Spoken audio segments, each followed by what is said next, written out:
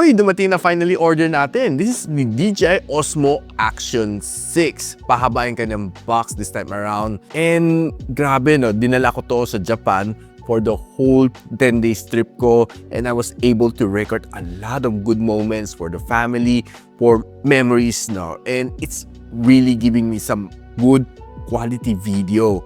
But before ko pakita sa inyo mga video ko, unbox na natin right after this quick intro.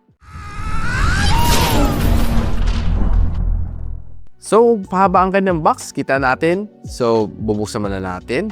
So, inside, if you open it, you got your battery pack, which kaya na magsakay ng up to 3 battery na 1,950. Meron siya kasamang mount, pwede ito pang helmet. Meron siya kasamang magnetic mount na kinakabit sa ilalim ng DJI action camera natin. Some user guide and warranty cards. Meron siya kasamang selfie stick sa loob. And of course, yung camera mismo, si Osmo Action 6. Andito sa loob. Yun guys, oh. Look.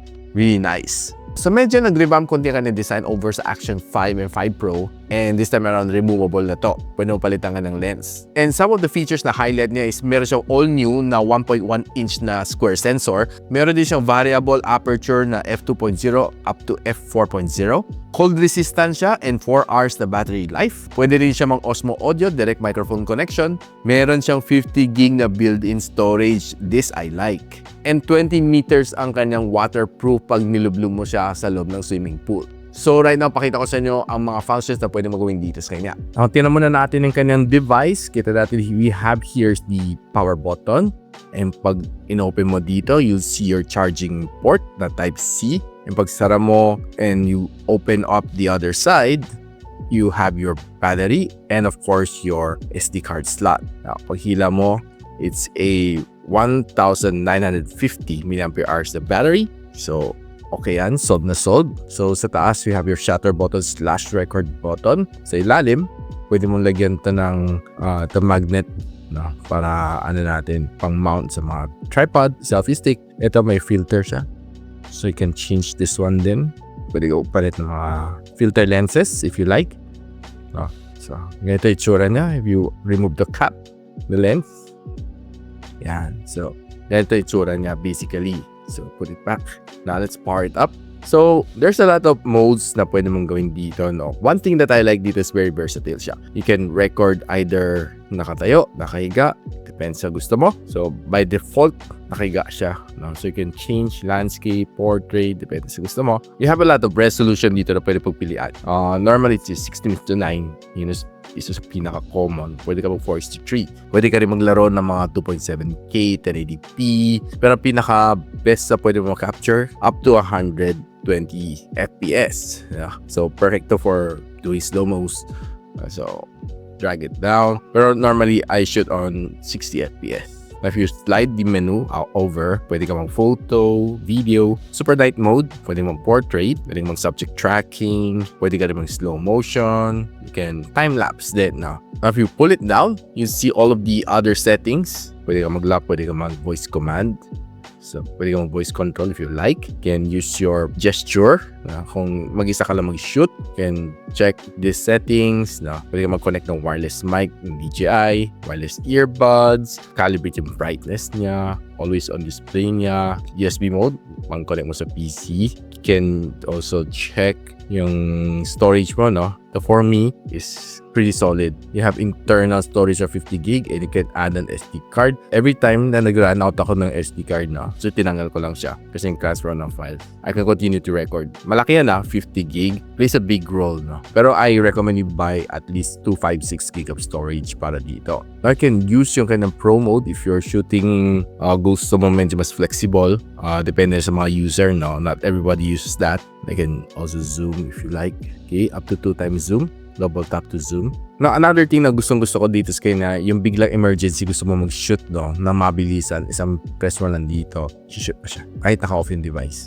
Ayos, di ba? Sobrang gamit na gamit ko to nung nag-travel ako sa Japan. Yeah. Mag-off na siya. Sariya siya mag-shutdown in 3 seconds. Yan ang isa sa feature na pinakagusto ko sa kanya. So right now, I'll put this camera into action sa Japan. I visited Disneyland, I visited Tokyo, sa Shibuya, sa Shinjuku, sa Ueno, and we went also to Odaiba. Lahat ng moments yan captured on this Action 6 camera. So pakita ko sa inyo mga videos. So bit ko tong camera na ito. It was strapped around my body using the body strap para dito sa Action 6 na camera natin. And while walking, I would say na pretty much stable ang video na na-capture ko. Though the road is not yung talagang pantay na pantay yung road, pero overall hindi siya masyadong shaky. Pag tinitingnan mo yung video, hindi siya nakakahilo. And honestly, kahit medyo madilim yung tunnel, it was pretty solid ang kanyang video. Na habang hawak ko yung trolley ng bunso ko and while walking, I was able to capture this video nang wala ako naging problema. Honestly, di ko na siya kailangan hawakan sa selfie stick, so just strap it around my body. It was really useful. So habang nanonood kami ng mga parade dito sa Disneyland Park, it was really nice doon. Dami namin nakita, tuwang-tuwa naman kami. And the video resolution is pretty nice, pretty solid.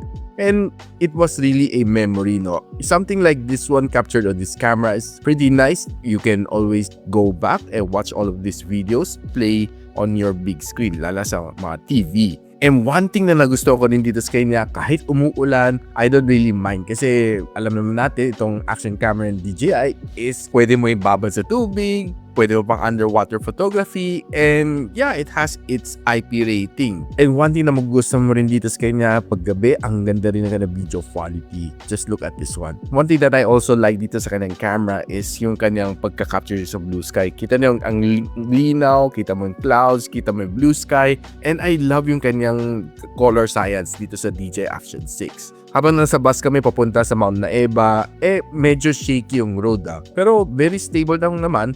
Pinatong ko na tong action camera ko sa chair and it was able to capture me some really nice moments din. Habang bumabiyahe kami, makita mo yung snowy road, really nice, and yeah, it's really a scenery para sa akin. Looking at all those icy road, grabe no.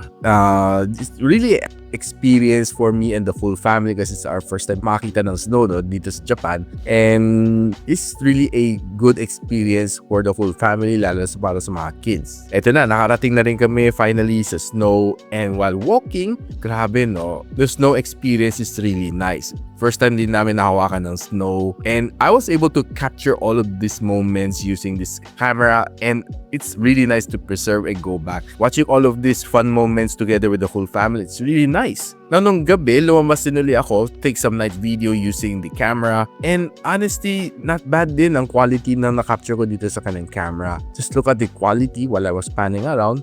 Medyo madilim siya, hindi siya masyado maliwanag, pero still pretty solid ang kanyang video. And nung madaling araw, I also came down walking, just chilling. Medyo malamig siya at -4 degrees Celsius. Medyo madulas kasi umulan din. I just took a moment to recapture all of the scenery dito sa Mount Naeba kasi we're just overnight lang kami. The next day, umalis na kami. Now, habang naglalakad kami on the street sa Shibuya, one thing na napansin ko is magandang kanyang kalsada, magandang kanyang sidewalk dito sa Japan. And unlike dito sa atin, no, parang walang proper na sidewalk. In Japan talaga ma-enjoy mo siya. And I would say na very organized sila. I did try to take a selfie video dito using this camera, and solid din ang kanyang video quality. And this is the famous Shibuya crossing. Grabe, jam-pack ang tao, umuulan. It was quite hard to travel kasi umuulan nga. So we have to bring our umbrella. It was raining. Kita nyo guys, mga raindrop. Kitang-kita dito sa camera. You know, just look at it.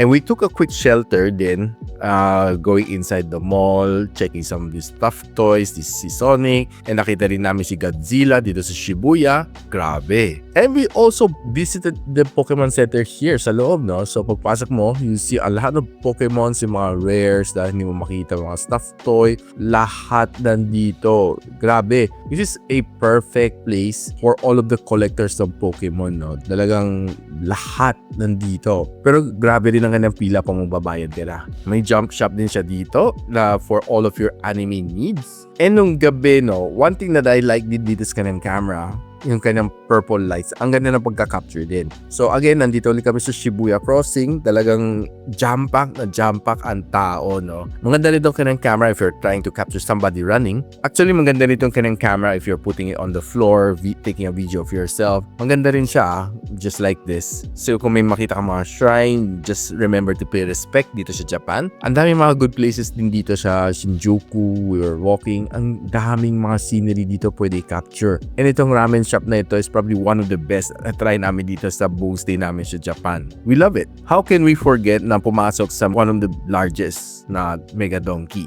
So one of the good things dito sa underground yan na train station, very organized, malinis, and grabe, iba feeling na dalaga dito sa Japan.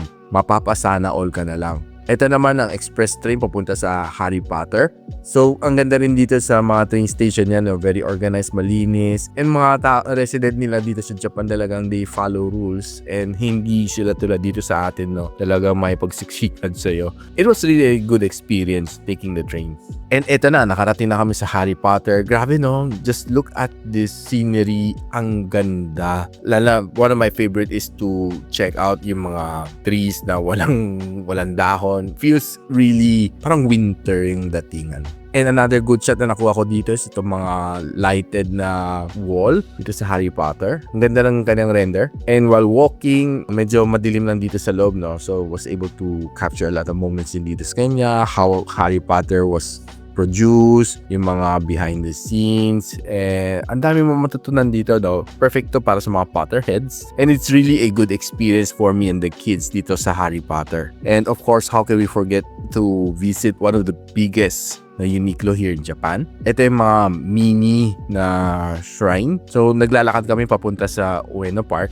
So, the park is really nice. Chill lang siya. Kita mo yung ambience niya, no? It's really, really, yung parang relaxing. And this is a mini temple na nakita namin along the way. Dito sa Ueno Park, no, you see a lot of animals. Except na hindi lang namin nakita mga panda na dapat gusto namin makita. And nung papunta kami sa Odaiba, sumakay kami ng monorail. And surprisingly, no, wala siyang driver. Nandito ako sa front seat taking this breathtaking view. It was really one good experience. Talagang iba ang high-tech at advanced na country. So take you another view dito sa Odaiba. Ang ganda, no? Ang linis. The blue sky is blue. Really, mapapamangha ka lang talaga sa nila. So eto na, nakita na namin yung Gundam Unicorn dito sa Diver City sa Odaiba. It's really good. Abutan din namin yung kanyang transformation ng 3 o'clock. And talagang inantay namin hanggang gabi, bandang around 5 o'clock para makita yung kanyang pagkailaw. Maganda in person. And eto, pauwi na kami. Bit ko pa rin ang DJI Action 6. It was really a fun trip. Buong trip ko, no, I was able to record it using the DJI Action 6 camera. So guys, nakita nyo yung ganda nito DJI OSMO Action 6. Pack na pack talaga ang features dito sa kanya. And I think this is probably a good investment, lalo na if you're going out for a family trip, tapos may kasama ka mga bata. Sobrang sulit na sulit ko yung nilagay ko yung meron akong body cam na strap na ginagamit, which is sobrang sulit na sulit ko siya. Very simple device lang siya. Kailangan mo lang talaga siya ikabit na mabuti. This one, hindi mo na kailangan magbitbit pa ng selfie stick. Kasi like me, nagtutulak ako ng trolley habang naglalakad. So wala na ako extra hand para maghawak pa ng isang selfie stick. So this one did the trick for me. So all I need to do is strap ko lang dito sa akin. And yung kanyang body strap na kailangan ko lang i-click dito. Snap. And yun na. Kita nyo guys, oh. Though pa napipicture kami, hindi lang siya maganda tingnan. Pero sobrang bilis lang i-spring into action. Pipindot ko na itong back button na to. And I start recording na. Diba? Sobrang useful niya. And I couldn't be happier. So guys, kung natuwa kayo dito sa DJI OSMO Action 6 and want to know kung saan mo siya pwede mabili, I'll post the link on the description box below kung saan mo siya pwede mabili sa mga official links. Or just simply click yung YouTube shopping link natin dyan sa screen na biglang lilitaw para iwas tayo scam. Kasi ang daming mga scam sellers, be it sa Shopee, sa Lazada, or sa TikTok, talagang kailangan natin mag-ingat. Be vigilant. Yung mga pinapost natin links are official and verified. So kung meron kayong mga kilala naghanap mga device just like this one, don't forget to share this video to them. And of course, ina-encourage ko kayo to like, subscribe dito sa ating channel so you don't miss out yung mga ganitong klaseng review na perfect gamitin para sa mga family trip and yung mga occasion na gusto mong i-record and capture all of those really good moments. Like this one, si DJI OSMO Action 6. So paano yan guys? guys, hanggang dito muna ako and I'll see you when you see me. Peace out. And so, ako para si Richmond and you're watching Gadget Sidekick. Like and subscribe to my channel. Don't forget to hit that notification bell. For one of my latest uploads, click the dito. And for one of my popular uploads, click here.